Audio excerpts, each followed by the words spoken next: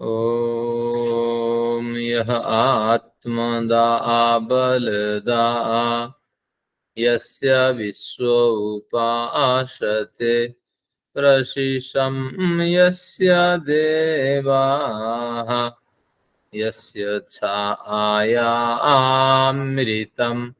यस्य मृत्युः कस्मै देवाय हविषा विधेम। ओम शांति शांति शांति। परम पिता को नमन। आप सभी लोगों को मेरा अभिवादन है। ईश्वर की बड़ी कृपा है कि हम लोग घर में बैठकर कुछ आर्ष ग्रंथों का स्वाध्याय कर पा रहे हैं। न्याय दर्शन की आज 30वीं कक्षा है। आप लोगों की उपस्थिति के कारण ही कुछ शास्त्रों का अध्ययन हम कर पाए। आज प्रथम अध्याय की पूर्ति हो जाएगी, एक बड़ी खुशी है। अगले सत्र में इसका रिवाइज करना होगा, क्योंकि अध्याय व्यापक हो गया, बड़ा हो गया है। किन किन विषयों को हमने पढ़ा है ये सब भूल रहा है, तो उसको बैठ करके एक सत्र में हम लोग रिवाइज करेंगे। जो कुछ समय बचेगा उसमें मेडिटेशन का भी सत्र कुछ रखेंगे। अगले सत्र का ये स्वरूप है। आज के सत्र में जो बचा है कुछ प्रकरण, उसको प्रारंभ करते हैं। पूर्व प्रकरण को एक बार स्मरण करते हैं। छल का प्रकरण चल रहा था। छल 14वां प्रकरण है। जाति और निग्रह। जाति 15वां, निग्रह 16वां पदार्थ है। तो इस तरह 16 पदार्थों का केवल लक्षण कथन हो गया, भेद कथन हो गया, और इन पे फिर परीक्षा होगी, यानी ये कथन सही है या नहीं। तो उस परीक्षा से हम समझेंगे कि इस न्याय से अगर हम किसी विषय को गहराई से सोचें, किसी विषय पे गहराई से चर्चा करें, तो बहुत कुछ निष्कर्ष हमें मिलने वाला है। तो ये हमारी एक प्राचीन शैली है, इसको हमें सम्मान करनी चाहिए। आइए देखते हैं। पूर्व प्रकरण को स्मरण करते हैं। छल। छल में पहले भाग छल, दूसरा सामान्य छल, तीसरा उपचार छल। तो इसको एक बार आप स्मरण करें उदाहरणों के साथ। बाघ छल में उन्होंने कहा था नव कम्बलोयम मानवक। एक शब्द था नव, नव से उन्होंने नया अर्थ भी निकाला, नव से उन्होंने नौ अर्थ निकाला। तो शब्द को शब्दांतर में परिवर्तित करके अगर आपत्ति उठाई जाए और इस तरह आपत्ति उठाकर कहीं अपना कार्य सिद्ध किया जाए, तो ये छल है। तो आपको वहां संकेत करना है, इन्होंने मेरे साथ छल किया है। ये घटनाएं, छल की बड़ी घटनाएं हमारे समाज में होती हैं। अब फिर हम देखते हैं सामान्य छल।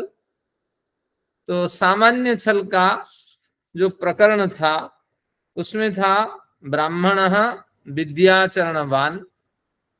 तो जो विद्या और आचरण से संपन्न ब्राह्मण है, वही उसी को क्या किया जाए कि भोजन खिलाया जाए व उसी का सम्मान कराया जाए। तो इस तरह जो कथन था, इसमें क्या रहा कि ये केवल जाति का व्यक्ति का कथन था, इसमें जाति का आरोप कर दिया गया।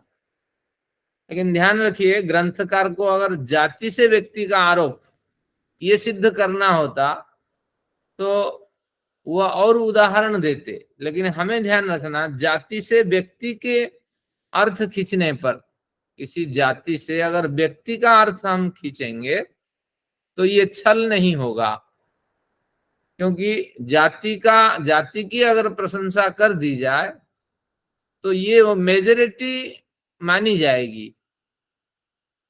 लेकिन ग्रंथकार को ये अभिप्राय नहीं है। ग्रंथकार को अभिप्राय है यहां भी छल हो सकता है, जाति से व्यक्ति का अर्थ खींचा जा सकता है, लेकिन ग्रंथकार को यह अभिप्राय नहीं है। हमें यहाँ एडिशनल करके जोड़ना पड़ेगा। व्यक्ति से जाति का भी छल किया जा सकता है, जाति से व्यक्ति का भी छल किया जा सकता है, ये हमें जोड़ना पड़ेगा। जैसे हम आ गए, हम चले गए, इस तरह जरूरी नहीं ग्रंथकार सभी बात स्पष्ट करें, लेकिन आपको ये समझना होगा इस तरह छल हो सकता है। तो इस तरह ये जाति का कथन, किसका, व्यक्ति का कथन किया, फलाना ब्राह्मण जो है विद्या विद्या और आचरण से संपन्न है, और इसका अर्थ हमने लिया ब्रात्य। ब्रात्य का एक नया अर्थ हमारे अनुराधा जी ने स्पष्ट किया। ब्रात्य का मतलब है कि वह जो अपने वर्ण और आश्रम से पतित हुआ है, ये एक अर्थ है। दूसरा, व्रात्य का वास्तविक अर्थ है व्रत से जिसका संबंध हो गया है वो व्रात्य है। व्रत यानी वेदाध्ययन व्रत है। तो जल्दी यज्ञोपवीत संस्कार को प्राप्त करके जो गुरुकुल में प्रवेश किया हुआ होता है उसी को व्रात्य कहते हैं। लेकिन कहीं कहीं धर्मशास्त्र में व्रात्य का भी ये उल्लेख है, मैंने अध्ययन करके इनकी काव्य श्रृंखला इसको भी समझा कि ये भी अर्थ लिया जा सकता है। जैसे मैं ब्राह्मण हूं, आचरण नहीं करता हूं ब्राह्मणत्व का, तो हूं तो ब्राह्मण, जाति से ब्राह्मण हूं, लेकिन आचरण से हीन होने पर भी अगर मुझे कोई ब्राह्मण कहे तो इस तरह, या ब्राह्मणों को खिलाओ, विद्याचरण संपन्न न होने पर भी उस जाति में उत्पन्न व्यक्तियों को अगर खिलाया जाए तो यह नियम लागू नहीं होता है। इस तरह छल किया जा सकता है। तो अब हमने समझा शब्द से शब्दांतर में, और जाति से व्यक्ति का आरोप कर और व्यक्ति पे जाति का आरोप कर अगर हम कुछ अपना अभिप्राय सिद्ध करते हैं तो ये छल है। तीसरा छल है गौण कथन पर, समाज प्रचलित गौण कथन पर अगर टिप्पणियां की जाए तो वहां भी छल होता है, वह है उपचार छल। तो केवल छल का ये 3 उल्लेख हुआ है। छल का सबसे ज्यादा स्वरूप हमारे समाज में होता है। तो जैसे वैचारिक छल की चर्चा अभी हुई है, शास्त्रीय छल है, सामरिक छल है, और कई तरह के जहां भी व्यापारिक छल है। हाँ, शेयर मार्केट में आप जानते हैं कैसे ट्रैपिंग होती है। हाँ, तो अगर बढ़िया एक्सपीरियंस नहीं है तो ट्रैपिंग में आप फंसेंगे। एक कैंडल ऊपर मार देगा और आप जैसे एंट्री करेंगे तो तुरंत आपको नीचे वो आपको पुट में ला के पटक देगा, तो आपका स्टॉप लॉस हो गया। तो हर बात व्यापारिक छल, व्यापारी भी छल करता है। तो छल का बड़ा व्यापक स्वरूप है समाज में, और जहां जहां छल होता है वहां वहां पाप होता है, वहां धोखा होता है, और किसका कितना पाप कर्माशय पे, संस्कार पे जाता है, ये निर्णय ईश्वर करता है। तो इस तरह हमने 3 छल का स्वरूप अध्ययन किया। अब देखते हैं छल का कुछ अंतर्भाव ग्रंथकार करते हैं। इतने भेद क्यों करते हो छल का, 3 भेद आपने क्यों किया? ग्रंथकार के मन में विचार उठता है तो ग्रंथकार उसका समाधान करते हैं। तो सूत्र संख्या जो है वह आपके 15 सूत्र संख्या 122 नंबर पृष्ठ यहाँ पे आते हैं। तो वागच्छलमेवोपचार छलम तद अविशेषात्, वागच्छलमेवोपचार छलम तद अविशेषात्, कहते हैं वाक छल को उपचार छल ही मानो, या उपचार छल को वाक छल मानो। तद अविशेषात्, तद अविशेषात्, इसको जब तोड़ेंगे संधि और उसमें से निकलेगा तत् अविशेषात्, विशेष, और जहां विशेष नहीं होता है अविशेष सामान्य, क्योंकि ये दोनों सामान्य स्तर के होते हैं। तो इसलिए विशेष जब नहीं होते हैं तो भिन्न भिन्न भेद क्यों, ये दोनों समान अर्थ देने वाले होते हैं, वाक छल एवं उपचार छल। तो आपको अभी समझ में नहीं आएगा वाक छल उपचार छल क्या है, उदाहरण से समझते हैं। वाकछल एक शब्द का शब्दांतर में परिवर्तन कर देना, जैसे नवकम्मलोयम माणवक उदाहरण हमने पढ़ा था, इसका नाम था वाकछल। उपचार छल में हमने पढ़ा था मनचाह क्रोशंती, मनचान चिल्लाते हैं, ये उपचार छल में हमने पढ़ा था। और यहाँ चिल्लाने वाले पुरुष होते हैं, लेकिन आरोप हम लगा रहे हैं मंच पे, मंच का कथन कर रहे हैं, उल्लेख कर रहे हैं। तो इसलिए इन्होंने एक विचार उठाया कि है दोनों एक जैसे दिखाई पड़ते हैं, इसलिए दोनों को दो न मान करके एक मान लो। अब कहते हैं ये ग्रंथकार का विचार है। ये पंक्तियां हम नहीं पढ़ते हैं, चलिए पढ़ लेते हैं। इन्हीं के स्पष्टीकरण है इन पंक्तियों में, आगे से कहीं कहीं पंक्तियां भी छोड़नी पड़ेगी। न बागच्छलाद उपचार छलम भिद्यते, कहते हैं न बागच्छलात उपचार छलम भिद्यते। बागछल से उपचार छल का जो भेद आप कहते हैं वो हमें मानने नहीं होते हैं। फिर कहते हैं तस्याप्यर्थांतर कल्पनया अविशेषात, गलत कहा। बागछलात उपचार छल भिद्यते, भिद्यते यानी नष्ट हो जाता है। बागछल के कथन करने से उपचार छल का कथन नष्ट हो जाता है। भिद्यते भिद्य भेदने नष्ट हो जाता है। तस्यापि अर्थांतर कल्पनया विशेषात, क्योंकि अर्थांतर कल्पना ही है। यहाँ नव कम्बल में भिन्नार्थ ग्रहण हुआ, नव वाला अर्थ। यहाँ मंचान चिल्लाते हैं, इस यहाँ पुरुषों का अर्थ ग्रहण हुआ। तो इसलिए अविशेषात दोनों में समान है। भले ही वहां जाति और जाति व्यक्ति का आरोप जाति पे हो, वहां भेद हो, लेकिन इन दोनों में कोई विशेष भेद नहीं है। यह भी स्थानीय अर्थ गुण शब्द, स्थानीय अर्थ। पहले उदाहरण में क्या था स्थानीय अर्थ? नव कंबल, ये स्थानीय अर्थ। गौण शब्द हमने क्या निकाला? नव कंबल।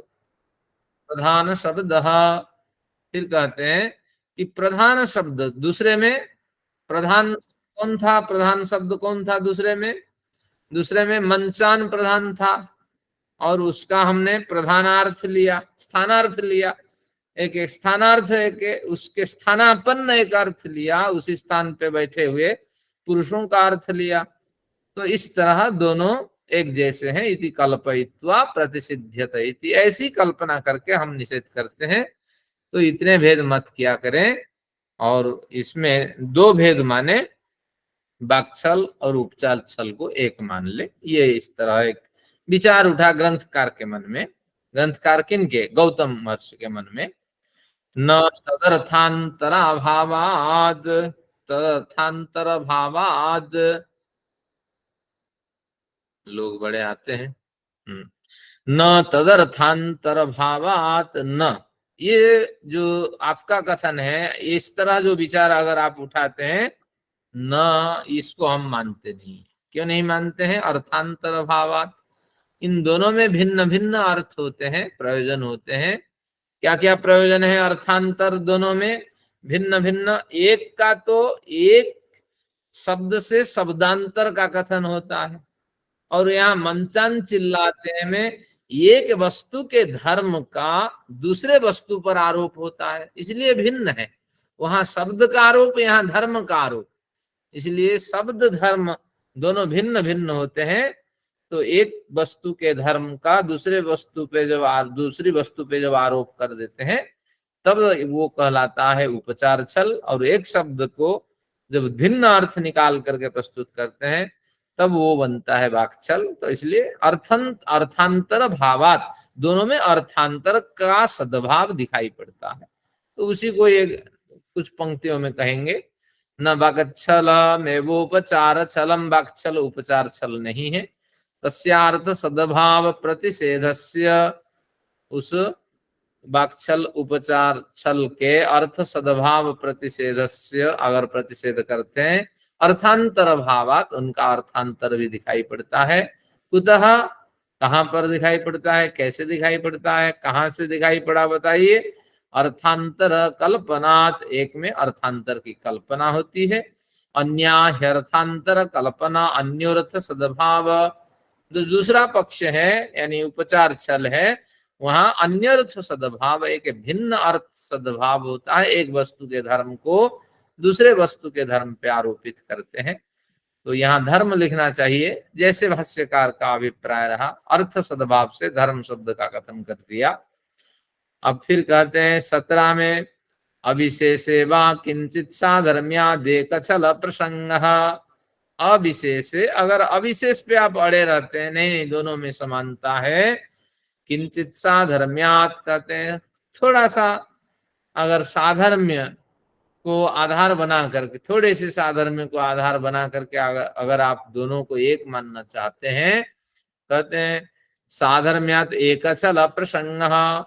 जो तीसरा छल, दूसरा छल जो आप छोड़ दे रहे हैं, कौन सा छल है? सामान्य छल, जिसमें यह ब्राह्मण विद्या आचरण संपन्न है, एक व्यक्ति का कथन जाति पे आरोपित करके जो छल किया गया था, कहते हैं वहां भी इसी तरह एक भिन्न अर्थ तो हम ले ही रहे हैं, तो किंचित साधर्म्यात वहां भी कुछ साधर्म्य दिखाई पड़ता है, तो एक छल प्रसंग, तो एक छल माना जाएगा। लेकिन अगर एक छल माना जाएगा तो कई तरह की समस्याएं हो सकती है, एक शब्द से शब्दांतर, और एक व्यक्ति से जात्यंतर, जाति से व्यक्त्यंतर, और एक छल तो आपका वस्तु के धर्म पे, एक वस्तु के धर्म पे दूसरी वस्तु के धर्म पर आरोपित करना, तो इस तरह ये क्रम सारा नष्ट हो जाएगा। तो इसलिए आपको अविशेष न मान करके तीन ही मानना चाहिए, यह स्पष्टीकरण आगे कहेंगे। अगर मानना है तो तीन मानना है, नहीं मानना है तो एक आप मान नहीं सकते, और एक मानेंगे तो जो दूसरा भेद आपका, आप ही स्वयं कह रहे हैं प्रश्न उठा करके, नहीं इसका एक भेद और भी है जो सामान्य छल है, तो वो भेद भी मत मानिए। तो इसलिए आप भी अपना भेद मानने के लिए तैयार नहीं है, और हमारे तीन भेद को आप दो भेद बना रहे हैं, तो मैं कहता हूं एक भेद मानो, लेकिन हमारा सिद्धांत तीन भेद है, इसी तीन भेद को मानो। तो ये पंक्तियां पढ़ने की कोई आवश्यकता नहीं है। आगे आइए, 18वां सूत्र पकड़िए, साधर्म्य नहीं, ये पंक्तियां आवश्यक है। चलिए पढ़ते हैं। छलस्य द्वित्वमभ्यनुज्ञाय, छल के द्वित्व आपने स्वीकार किया, त्रित्वम प्रतिसिध्यते, लेकिन त्रित्व को आप प्रतिषेध करते हैं। किंचित साधर्म्यात कहते हैं नहीं नहीं, कुछ कुछ साधर्म्य है इन तीनों में। यथा चायम हेतु त्रित्वम प्रतिषेधति, जैसे आपका जो हेतु है आपके समक्ष, वो जैसे त्रित्वम प्रतिषेधति, छल जो हमने तीन भेद माना है उसका प्रतिषेध करता है। तथा द्वित्वम अभ्यनुज्ञातम प्रतिसिध्यति प्रतिषेधति, जो अभ्यनुज्ञातम आपके द्वारा अभ्यनुज्ञात स्वीकृत जो द्वित्व है, एक सामान्य छल और वाक्छल उपचार छल नामक ये एक भेद है, इसको तो आप मानते हैं या नहीं? ना मानते हैं, तो द्वित्वमपि प्रतिषेधति, हमारे सिद्धांत के हिसाब से इसका भी प्रतिषेध हो जाएगा। क्यों हो जाएगा? विद्यते ही किंचित साधर्म्यम द्वयोरपीति, इन दोनों में भी थोड़ा सा साधर्म्य है। छल में क्या विशेषता है? एक कथन किया जाए उससे भिन्न अर्थ निकाला जाए, तो इस तरह ये सिद्धांत को भी आपको मानना पड़ेगा, लेकिन आप मानने के लिए तैयार नहीं, आप अपने द्वित्व पे अड़े रहते हैं। अथा द्वित्वम किंचित साधर्म्यान न निवर्तते, तो कितना भी कर लीजिए, जो द्वित्व आपका आपकी कल्पना है उस पे भी हम आरोप लगा देंगे। तो इसलिए त्रित्वमपि न निवर्त्यति, इसलिए त्रित्व तीन ही छल है, इस तरह इसका निवर्तन आप नहीं कर सकते। इसका निवर्तन ज्यों का त्यों आप न करें, ये ज्यों का त्यों रहे, तो इस तरह छल तीन है। तो तात्पर्य ये हुआ, निष्कर्ष इनके मन में विचार आया, छल में तो केवल अर्थांतर की कल्पना होती है, तो ये मान ले, स्वयं ही प्रश्न उठाया, फिर समाधान स्वयं ही किया आखिर में, नहीं नहीं इनका तीन भेद ग्राह्य है। और ऐसे दिखाई भी पड़ता है कि व्यवहार में तीन तरह का कथन होता है। एक कहीं शब्द में त्रुटि हो जाए तो उसके कारण से भिन्न अर्थ हमारे वादी प्रतिवादी खींच लेते हैं, और कहीं जाति के कथन में व्यक्ति का आरोप हो जाए, व्यक्ति के कथन में जाति का आरोप हो जाए, वो सोच समझ करके आपको प्रयोग करना है। जाति का तो प्रयोग करना ही नहीं है, क्योंकि जाति में खतरा ही होता है। तो जैसे कहेंगे उत्तराखंडी विश्वासी है, तो अगर ये बहुवचन में आपने प्रयोग कर दिया तो सब उत्तराखंड में रहने वाले विश्वासी नहीं है, वहां भी कई बेईमान है। तो इस तरह आरोप भी लग सकता है। तो इस तरह जाति का आरोप नहीं प्रयोग नहीं करना, व्यक्ति से जाति का अर्थ नहीं लेना, और फिर एक वस्तु के धर्म को दूसरे वस्तु पे आरोपित कर जो भिन्न अर्थ निकाला जाए तो उस व्यक्ति को सूचित करना, ये छल है। तो इस तरह छल का हमने गंभीर अध्ययन किया। अब आइए जो अंतिम दो पदार्थ है उनका अध्ययन करते हैं। ये आपका 15वां पदार्थ है, इसका नाम जाति है। अब वो जाति पढ़ते हैं।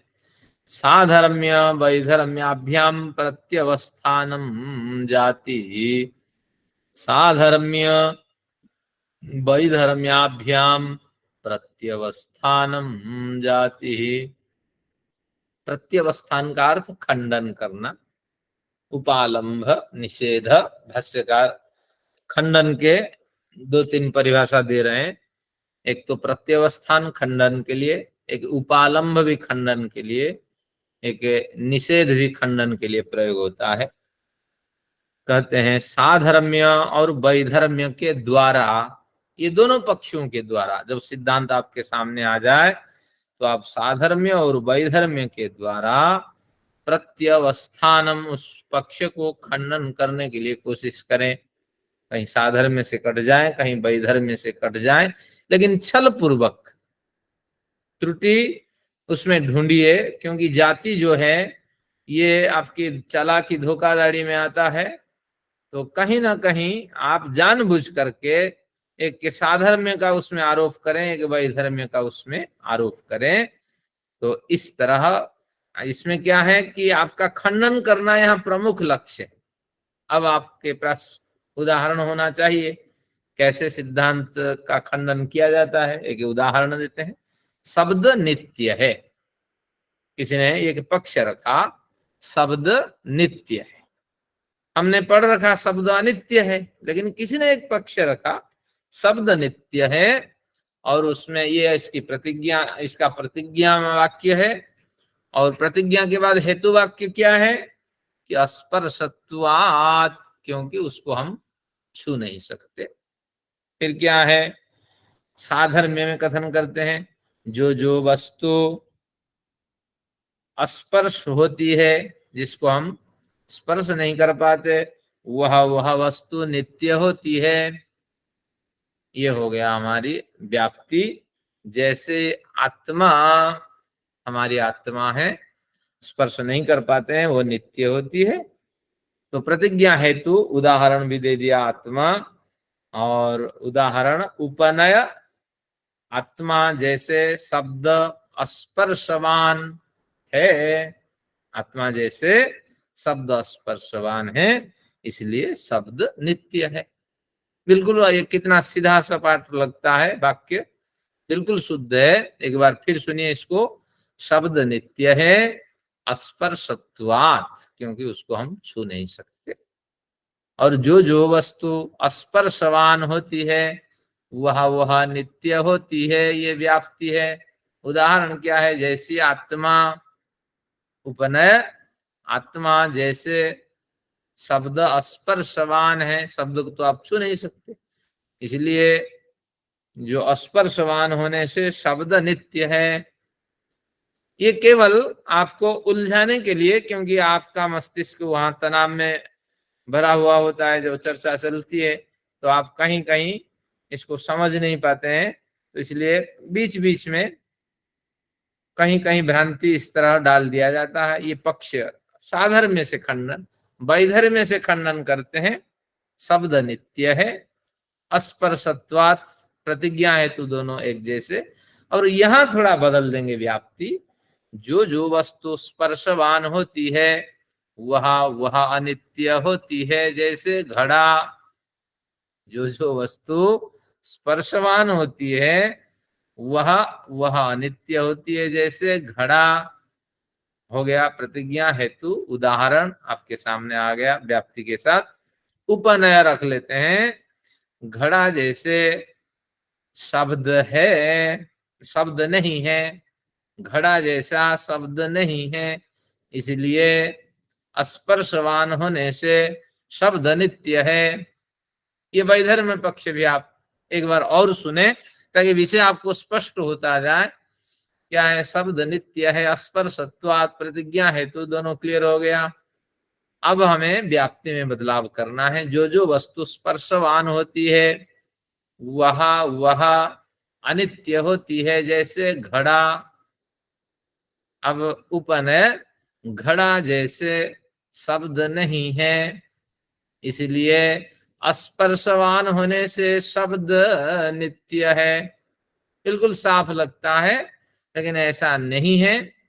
शब्द स्पर्शवान होने से नित्य नहीं हो सकता, क्योंकि बुद्धि को हम छू नहीं सकते, ज्ञान को हम छू नहीं सकते। आप समझ रहे हैं? क्या बुद्धि नित्य है? क्या ज्ञान जो हमने दूसरे सज्जनों से ग्रहण किया है, विद्वानों से ग्रहण किया है, अभ्यास से प्राप्त किया है, क्या वो नित्य ज्ञान है? नहीं है। जो परमाणु को हम छू नहीं सकते, जिन जिन परमाणुओं को हम छू नहीं सकते, जिन परमाणु कहा, जिन अणुओं को हम छूते हैं, और कई अणुओं को भी हम छू नहीं सकते, क्योंकि सामान्य सी स्थिति उनकी बनी रहती है। नहीं, परमाणु का यहाँ उदाहरण नहीं होगा।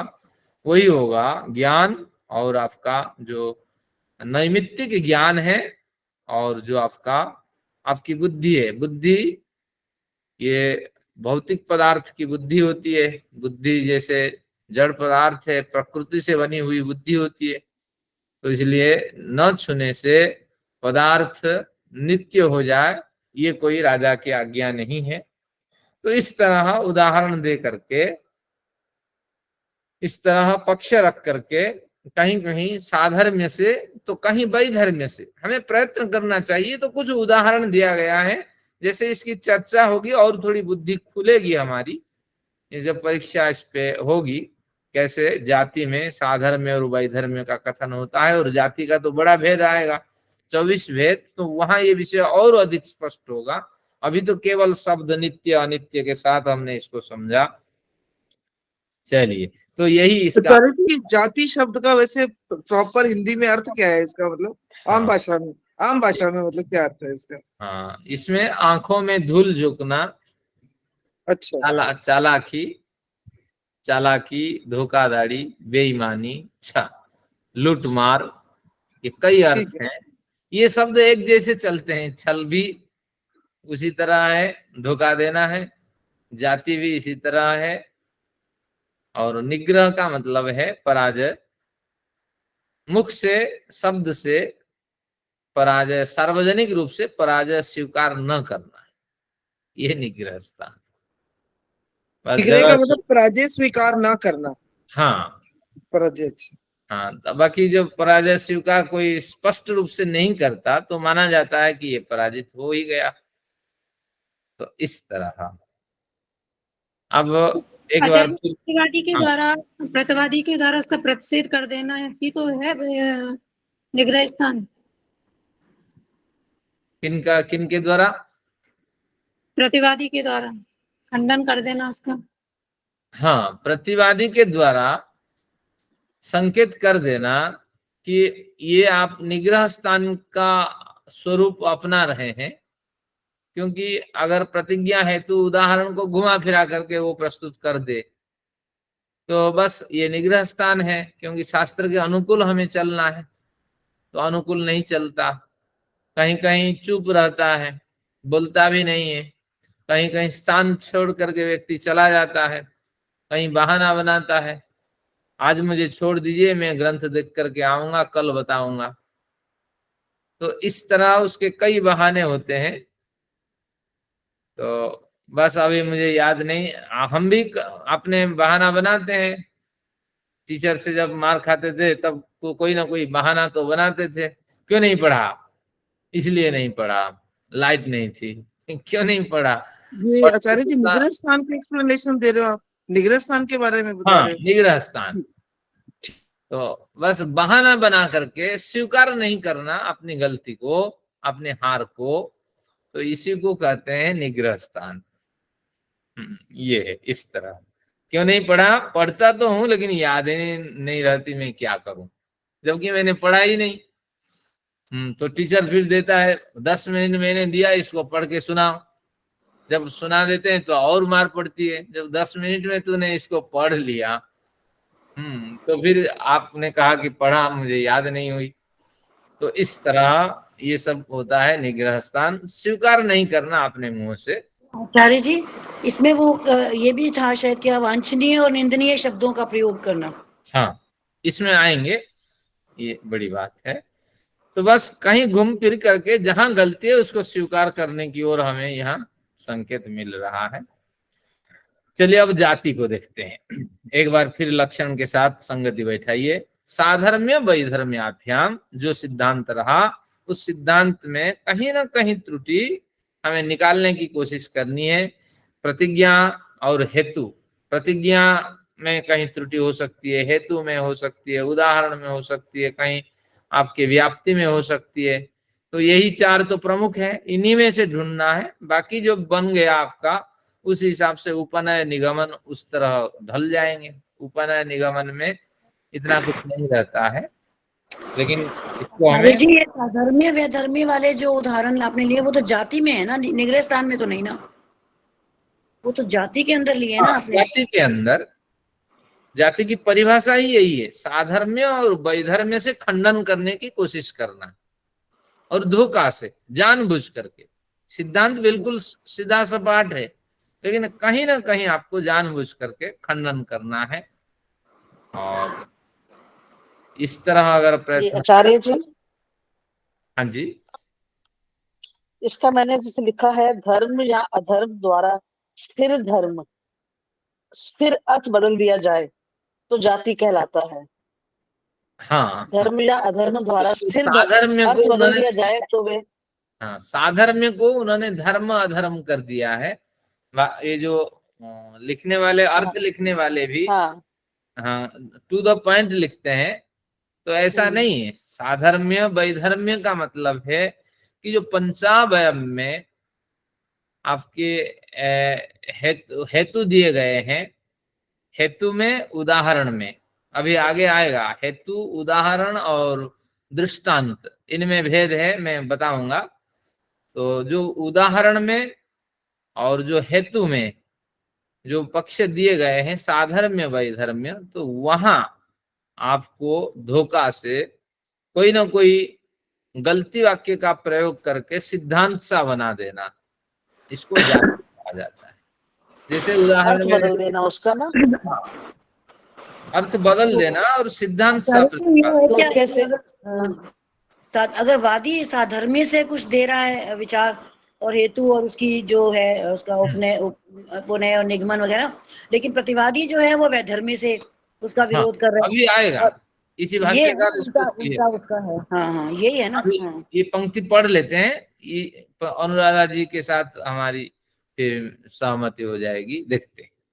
प्रयुक्ते ही हेतु यह प्रसंग जायते स जाति, हेतु के प्रयोग होते ही जाति का प्रसंग आके पहुंच जाता है। आपको चौंकना हो जाना कि देखो इसको गुमराह करना है, नहीं तो सिद्धांत स्थापित हो जाएगा और इसकी जीत हो जाएगी।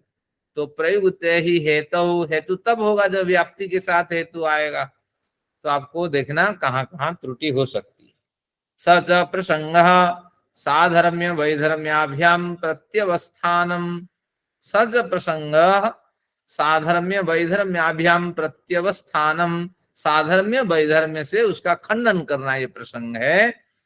फिर कहते हैं प्रत्यवस्थानम उपालंभ प्रतिषेध इति, प्रत्यवस्थान का अर्थ उपालंभ भी है, प्रतिषेध भी है। इस तरह ये 2 पर्यायवाची शब्द प्रत्यवस्थान यानी खंडन का समझ लेना चाहिए। उदाहरण साधर्म्यात् साध्य साधनम हेतु हो, ये जो सूत्र हमने अध्ययन किया है कि उदाहरण साधर्म्यात् साध्य साधनम हेतु, हेतु 2 प्रकार के हैं, साधर्म्य और वैधर्म्य। उदाहरण के साथ उनका संबंध होगा। तो इस सूत्र के द्वारा इति उदाहरणस्य वैधर्म्येण प्रत्यवस्थानम, सही उदाहरण अगर उन्होंने रखा तो वैधर्म्येण प्रत्यवस्थानम, हम विपरीत धर्म प्रयोग करके कहीं ना कहीं उसको खंडन करने की चेष्टा करेंगे।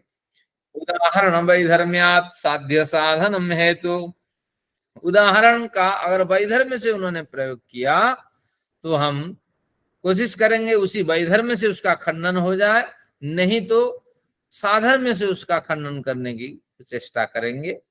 प्रत्यनिक अभावात जायमानो, प्रत्यनिक यानी विरोधी होने से, प्रत्यनिक शब्द का अर्थ विरोधी, तो प्रत्यनिक अभावात विरोधी होने से जायमान अर्थ जाति ही, जाति जायमान अर्थ यानी विरोधी होने से जाति एक के भिन्न अर्थ को जन्म देती है। जाति नामक पदार्थ एक भिन्न अर्थ को जन्म देता है सरासर विरोधी होने से। तो ध्यान रखना कि इसमें जाति शब्द का प्रयोग नहीं करना, 54 प्रकार की गलतियां हमें नहीं करनी, लेकिन कहीं कहीं सिद्धांत की पुष्टि के लिए थोड़ी सी गलती भी की जा सकती है, क्योंकि अगर बड़ी हानि हो रही है तो उस हानि से बचने के लिए आपको कहीं ना कहीं जाति का प्रयोग करना है। अगर आप साधक हैं तो आपके लिए पूर्णतः निषेध है, कभी भी जाति शब्द का प्रयोग ना करें। लेकिन जहां जाति का प्रयोग हो रहा है आप संकेत करें ये जाति का आप प्रयोग कर रहे हैं, हमारे हेतु को तोड़ मरोड़ आप देते हैं। जैसे मैंने कहा था कैसे आज बकरी ईद है, कल परसों, भैया क्यों उनको मार के खा जा रहे हो जानवर को, बस हमने सिद्धांत रख दिया तो बस वो जाति का उन्होंने प्रयोग कर दिया। नहीं खाएंगे तो ये बकरी हगमुत करके एक तो जगह खराब करेंगी, आपके खेती खा जाएंगे, आपके और जो जो जगह है हाँ खा जाएंगे, और इनका प्रोडक्टिविटी इनसे क्या निकलने वाली है बोलिए, ये तो इनसे तो कुछ होना ही नहीं है। तो ये जानवरों की वृद्धि होगी तो तुम्हें ही खा जाएंगे। तो इस तरह जो तर्क रखा जाता है इसको जाति कहते हैं। तो निरर्थक जो तर्क होते हैं, भैया इनकी प्रोडक्टिविटी बढ़ाने के लिए किसने कहा था, तो जेन्युइन प्राकृतिक रूप से इनकी वृद्धि होती, तुम फार्म करोगे, कई तरह के खेती करोगे, हजारों की उत्पत्ति होगी, तो फिर तुम समस्या को बुला के पहुंचते हो। तो ये इस तरह इसको जाति कहते हैं। तो बस नुक्स ढूंढ करके और फिर अपने पक्ष को पुष्ट करने की कोशिश करना ये जाति है।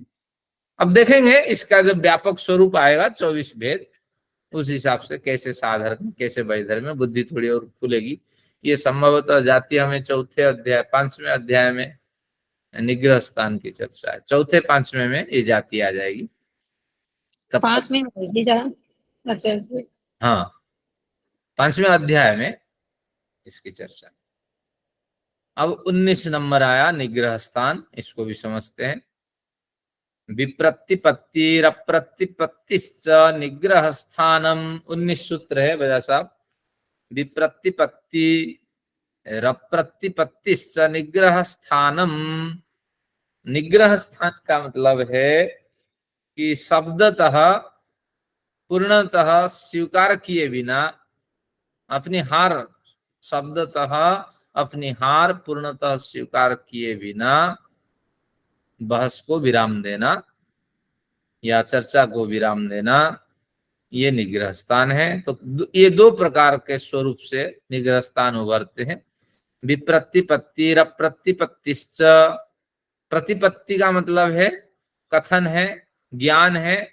प्रतिपत्ति ज्ञान के अर्थ में, विप्रतिपत्ति तो विपरीत ज्ञान प्रस्तुत करना, विपरीत विचार प्रस्तुत करना, विप्रतिपत्ति विरुद्ध विचार प्रस्तुत करना। आपको कुछ पूछा जाए, कभी बैठ करके टीवी में बहस देखिए, जो एंकर जो पूछता है भैया इसका क्या जवाब दीजिए, तो और किसी में जवाब देगा, क्योंकि जवाब अगर सही देगा तो पकड़ में आएगा। तो इसलिए ये विप्रतिपत्ति नामक निग्रह स्थान के स्तर में ये त्रुटियां होती है। विपरीत जवाब देना, कभी मुद्दे को छूना ही मत। फिर अप्रतिपत्ति है, अप्रतिपत्ति कुछ बोलना ही नहीं है, क्या बोलूं, आप ही तो सब बोलते जा रहे हो बोलते जा रहे हो, मुझे कोई सुने तब ना मैं बोलूं, इस तरह बहाना बनाना। मुझे कोई सुनना चाहे, अब सुनेंगे तो विप्रतिपत्ति में बोलेगा, नहीं तो बोलेगा ही नहीं, मुझे तो बोलना ही नहीं, धोखे से मैं आ गया इस बस में। तो इस तरह अप्रतिपत्ति और विप्रतिपत्ति, इन दोनों स्थितियों में अप्रतिपत्ति के भी कई भेद होते हैं, विप्रतिपत्ति के भी कई भेद होते हैं। जस्ट अगले में वो बताएंगे, या मैं पहले बता देता हूं कि विप्रतिपत्ति, अप्रतिपत्ति के 6 भेद हैं, विप्रतिपत्ति के 16 भेद हैं। हाँ, तो ये आप लिख सकते हैं, अप्रतिपत्ति के 6 भेद, विप्रतिपत्ति के 16 भेद, इस तरह 22 तरह के भेद होंगे। तो थोड़ी हमारी ये तो भेद कल्पना, ये हमारे शास्त्रकारों का एक आयाम है, तो इसके माध्यम से हम अनेक भेद कर सकेंगे। हमारी बुद्धि थोड़ी खुलनी चाहिए। जैसे छल, 3 में थोड़ी छल आबद्ध है, छल तो व्यापक है, तो बस हमें केवल मार्ग चाहिए और हम समझेंगे इसके भेद कितने हो सकते हैं, ये हम पे निर्भर करता है। तो बस इस तरह आपको समझना है, विप्रतिपत्ति के रूप में, अप्रतिपत्ति के रूप में निग्रह स्थान हमारे पास आकर के पहुंचता है। चलिए अब देखते हैं अर्थ है। विपरीतावा कुच्छितावा प्रतिपत्ति विप्रतिपत्ति। अभी अनुराधा जी कह रही थी, अगर गलत गालियां आदि देंगे, गलत शब्द का प्रयोग करेंगे और ये बदमाश है, धोखेबाज है आदि शब्द का, साधु शब्द का प्रयोग नहीं करेंगे, तो ये आपका निग्रह स्थान माना जाएगा। आप ही कह रहे थे ना, तो बस वहीं से कट हो जाएगा, भैया आपको व्यवहार करना ही नहीं आता है। तो बस इस तरह आपको ध्यान रखना, कभी भी अपशब्द का प्रयोग नहीं करना। अभी संसद में कुछ नियम बना है, पिछले साल तो बना है कि इस तरह शब्दावली का प्रयोग नहीं करना, तो इसी का फल है। ये लोग नहीं जानते हैं, हमारे शास्त्र नहीं पढ़ते हैं, लेकिन धीरे धीरे अभी शास्त्र की ओर आ रहे हैं। हमारे शास्त्रों ने कब से कहा कुचित शब्द का प्रयोग नहीं करना। सुन रहे हैं बजाज साहब ना, कभी भी गाली शब्द का प्रयोग नहीं करना, किसी पे आरोप नहीं लगाना, इस तरह अपशब्द का प्रयोग नहीं। तो विपरीतावा कुच्छितावा विप्रतिपत्ति प्रतिपत्ति, इस तरह का प्रतिपत्ति, कथन, अभिव्यक्ति, ज्ञान, तो जहां जैसा ग्रहण है तो यहाँ अभिव्यक्ति, कथन, इस तरह का अर्थ लेंगे तो ये विप्रतिपत्ति कहलाती है। विपरीत कथन कथन ही है। विप्रतिपद्यमानः पराजयं प्राप्नोति, इस तरह विप्रतिपद्यमानः, विप्रतिपत्ति से कहा हुआ व्यक्ति आराम से पराजय को प्राप्त करता है। ये व्यक्ति कुछ नहीं बोलेगा, बस बैठ जाओ। तो बस राहुल गांधी को अभी चक्कर कोट के काटने पड़ रहे हैं, तो ये विप्रतिपत्ति निग्रह स्थान का फल है। निग्रह स्थानम खलो पराजय प्राप्ति है। निग्रह स्थान का अर्थ पराजय प्राप्ति है, लेकिन कई बहाने इसके कारण ये निग्रह स्थान या पराजय प्राप्ति मानी जाती है, कई बहानों के माध्यम से, बहाने के द्वारा। अप्रतिपत्ति स्वारंभ विषय प्रारंभ, अप्रतिपत्तिस्तु आरंभ विषय प्रारंभ। अप्रतिपत्ति का अर्थ है आरंभ विषय के लिए जब कहा गया आप बोलो, जब आपकी बारी आई, आरंभ विषय अपि अप्रारंभ, उस समय प्रारंभ नहीं करना, नहीं मुझे अभी नहीं बोलना, अभी नहीं बोलना, मैं तो खिन्न हो गया हूं आपसे चर्चा करके। आप जैसे लोग ऐसे व्यवहार करते हैं, विषय पे नहीं आना, बस इधर उधर घूमते रहना। भैया बात तो कहो, नहीं मुझे कुछ नहीं कहना, बस जो मर्जी सो, आप सिद्धांत को स्वीकार करो, मुझे क्या करना है, बस अब विषय पे नहीं आना। तो विप्रतिपत्तिस्तु आरंभ विषय, जब आरंभ के लिए कहा जाए, जब आप अपना पक्ष रखने के लिए कहा जाए, अपि अप्रारंभ, वहां विषय को प्रारंभ नहीं करना, और इसको अप्रतिपत्ति, कुछ नहीं बोलना, और अगर बोलना है तो बस विषयांतर ही वहां प्रस्तुति होगी। परेण स्थापित अम्बान प्रतिषेधति, दूसरा ने जो सिद्धांत रखा उसका प्रतिषेध नहीं करता। प्रतिषेध अम्बान उद्धरति, अगर प्रतिषेध आपका सिद्धांत का कोई करता है तो उसका भी आप समाधान नहीं ढूंढते हैं। तो इस तरह स्थिति में आप लाचार हो जाते हैं, अपना पक्ष लाचार हो जाता है, कमजोर हो जाता है। तो इसलिए इसको कहते हैं निग्रह स्थान का स्तर है। असमासाच्च नैते एव निग्रह स्थाने इति। तो अब उन्होंने एक विचार उठाया, शंका उठाई कि ये विप्रतिपत्ति अप्रतिपत्ति इस तरह समास कर दिया जाए। समास कर देंगे तो विप्रतिपत्ति अप्रतिपत्ति में बड़ी मात्रा हो जाएगी, समास के कारण संस्कृत वाले जानते हैं। तो बस ये जो निग्रह स्थान दो प्रकार का है, एक अप्रतिपत्ति, ये विप्रतिपत्ति, एक अप्रतिपत्ति। कहते हैं असमासाच्च न एते एव निग्रह स्थाने, एते दो वचन में प्रयोग है। कहते हैं यहाँ समास नहीं किया गया क्योंकि निग्रह स्थान बहुत होते हैं, तो इसलिए न एते एव निग्रह स्थान है। इसलिए इस तरह समास करके आप इसका दो भेद नहीं कर पाएंगे, इनके अनेक भेद हैं जो आगे हम कहने वाले हैं।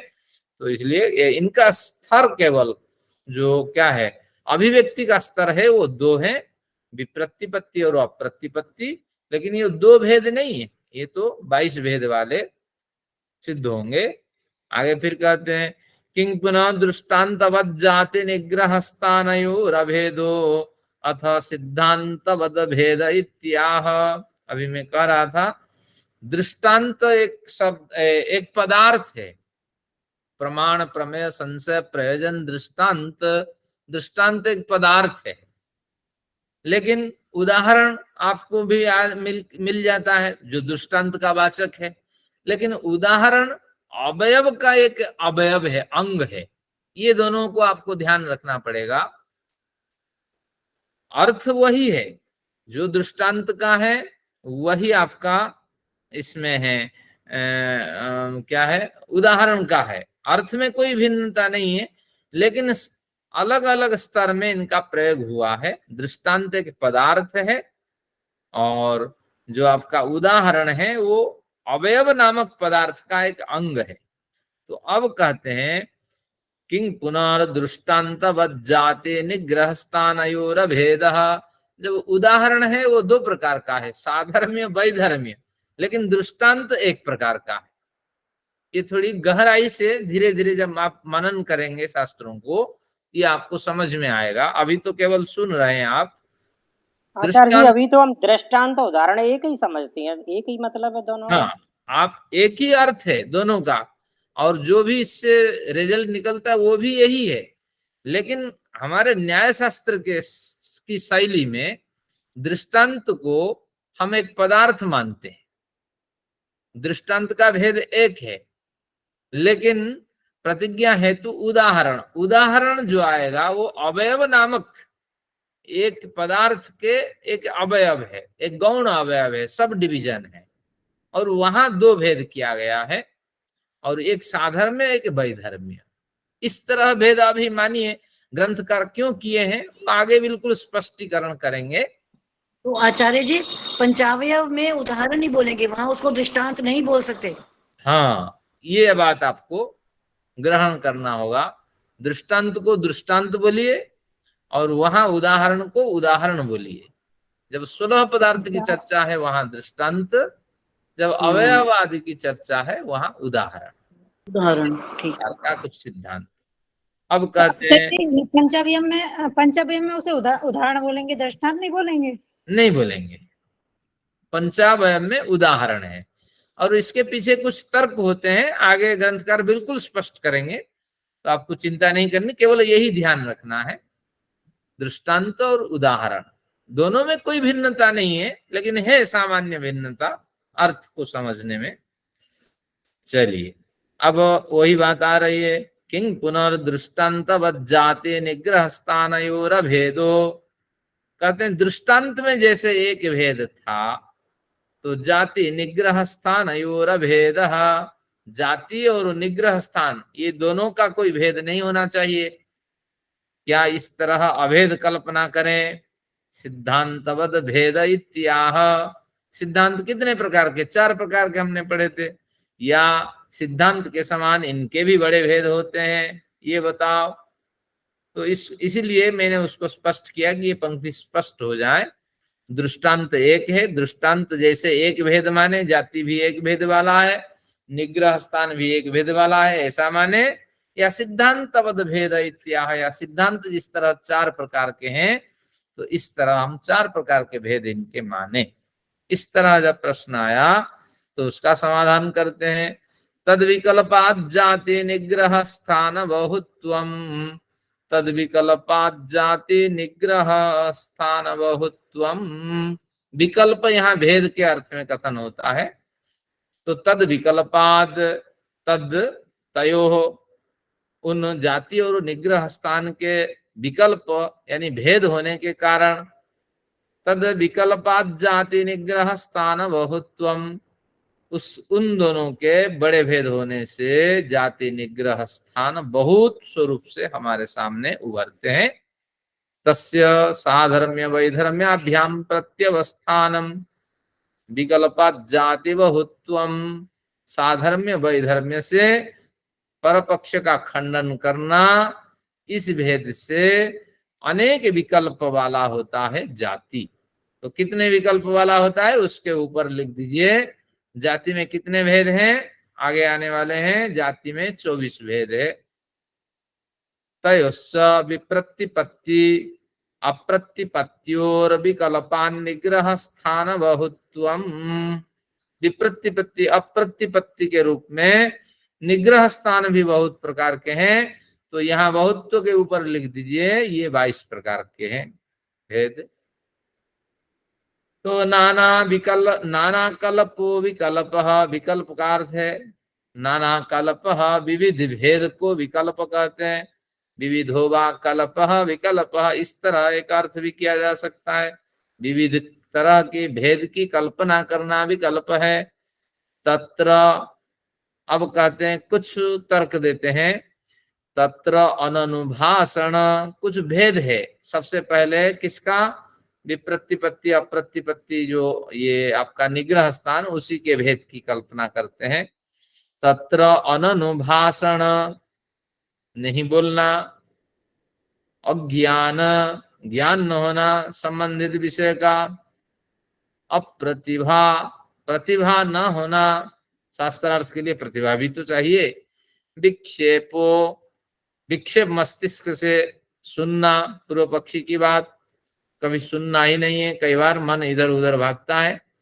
मतानुज्ञा, मत के अनुज्ञा, विपरीत जो पक्ष है, विरुद्ध पक्ष है, उसके मत को भी अनुज्ञा प्रदान करना। ऐसी बात बोलना कि उनका पक्ष भी सिद्ध हो जाए, अपना पक्ष तो गया गया। तो पर्यनुयोज्य, ये एक निग्रह स्थान का भेद है। फिर पर्यनुयोज्यो अपेक्षणम, पर्यनुयोज्यापेक्षण। फिर इति अप्रतिपत्तिर निग्रह स्थानम, कुछ इस तरह निग्रह स्थान है। ये 6 हैं, गिन लीजिए। अननुभाषण 1, अज्ञान 2, अप्रतिभा 3, विक्षेप 4, मतानुज्ञा 5, पर्यानुयोज्यापेक्षणम ये 6। इस तरह ये निग्रह स्थान जो है अप्रतिपत्ति के ये 6 हैं। शेषस्तु विप्रतिपत्तिरिति, अभी जिनका कथन नहीं किया गया। छठा वाला बताना एक बारी। इनका 6th वाला, 6वां वाला। हाँ, छठा है पर्यनुयोज्यापेक्षण, पर्यनुयोज्या योज्या उपेक्षणम, पर्यनुयोज्या उपेक्षणम, पर्यनुयोज्या उपेक्षणम। हिंदी में बता दो। हाँ, आचार्य जी ये लिखा है पर्यनुयोज्य।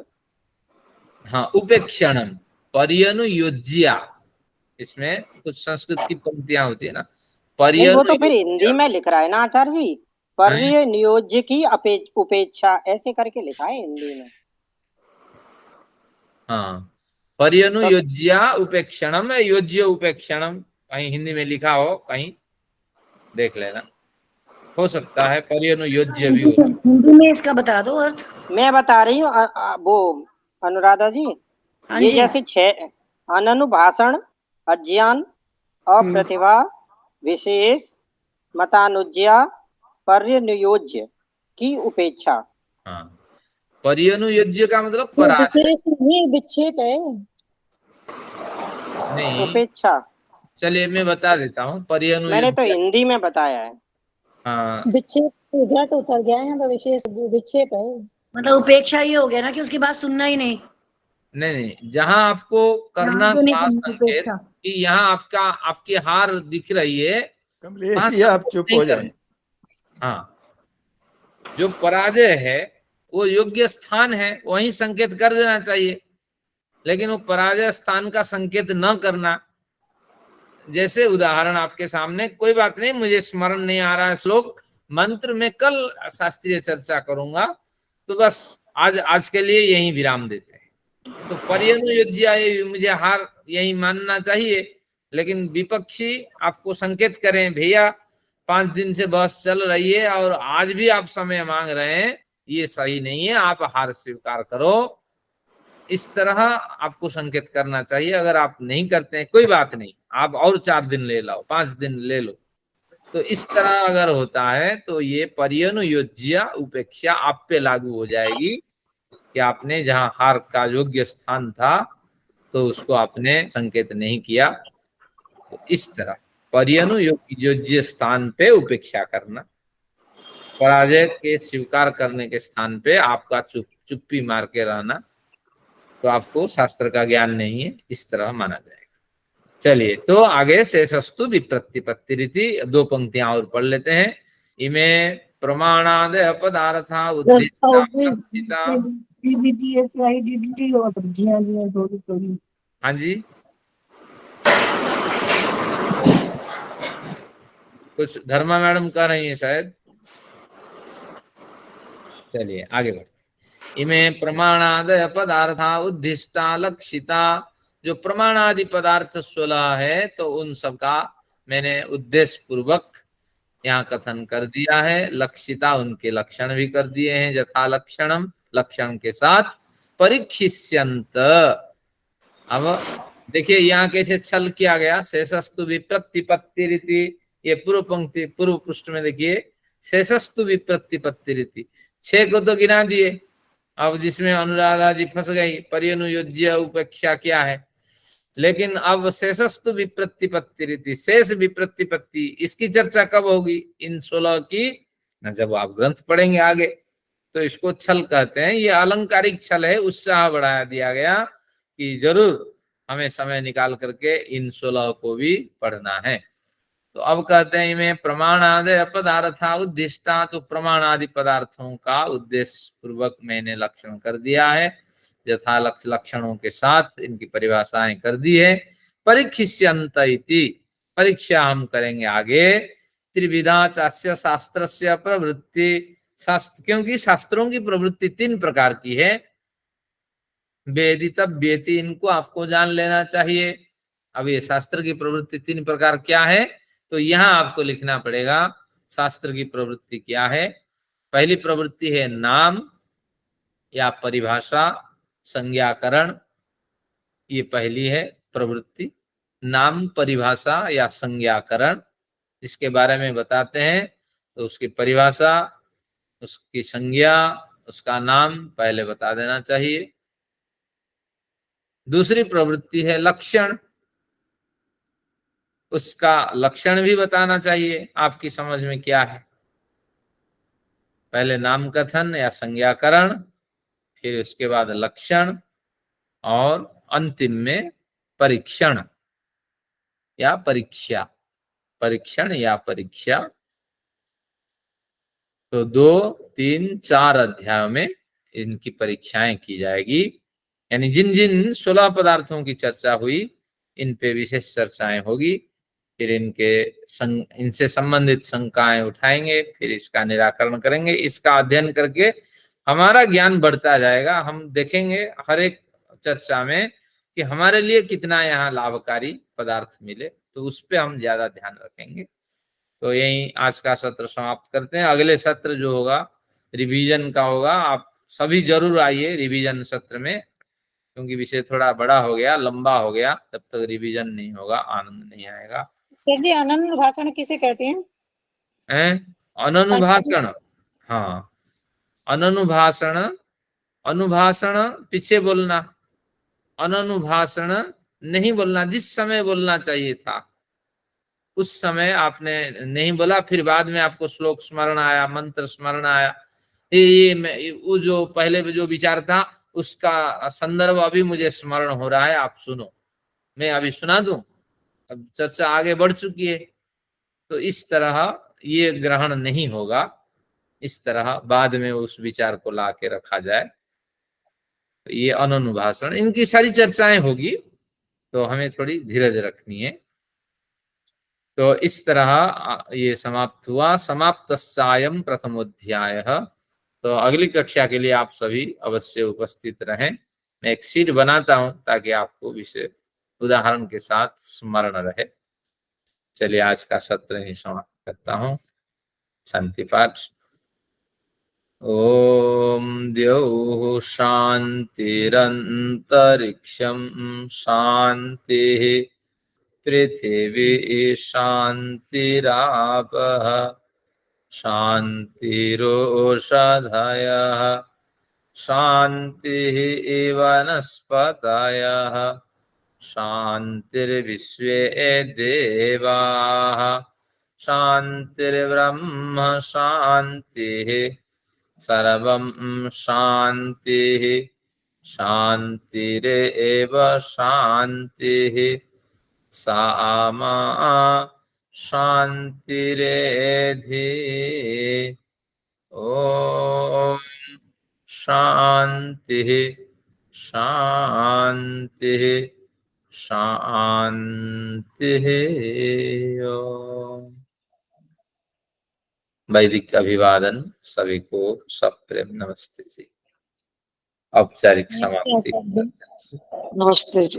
हाँ, कुछ प्रश्न हो, विचार हो और कोई नया कुछ सुझाव हो, आप देखिए रखें। कठिन है न्याय शास्त्र, लेकिन धीरज के साथ अगर इसमें भाग लेंगे तो आनंद आएगा। अगले में संशय से शुरू होगा, संशय प्रकरण को।